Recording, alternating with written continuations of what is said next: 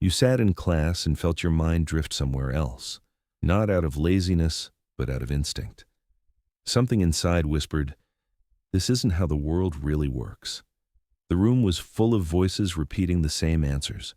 You didn't want to repeat, you wanted to understand. That difference made you look distracted. You were told to memorize, not to think to fill the page, not to ask the question.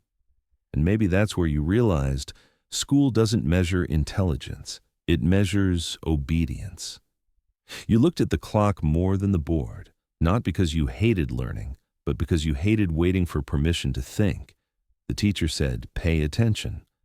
But your attention was already somewhere real, in ideas, in sounds, in things that actually moved you. You saw how people with high grades feared mistakes, how they learned to survive systems, not to challenge them. And you knew the world rewards creativity, not correctness. You understood that school was never built for minds like yours. It was built to standardize, to shape, to file. But your thoughts didn't fit the file. You learned from silence, from watching people argue and not listening to each other, from failure that no teacher could grade. You found that the smartest moments of your life happened outside the classroom, when something clicked, not because someone explained it, but because you felt it. They told you to follow the syllabus. You followed curiosity instead.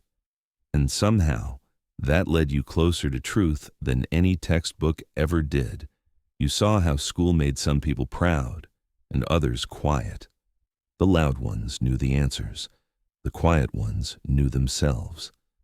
You realized that real learning is messy. It doesn't fit the rhythm of bells or the shape of a timetable. It happens in motion, in mistakes, in wondering why. You learned to fail publicly and recover privately, to build from nothing, to unlearn what didn't make sense. No exam could have prepared you for that. You stopped chasing approval when you saw how empty it felt. The certificate didn't make you smarter. It made you predictable, and you wanted something harder, to stay unpredictable. Because school ends, but curiosity doesn't. And in the end, the ones who never stop asking become the ones who truly move the world.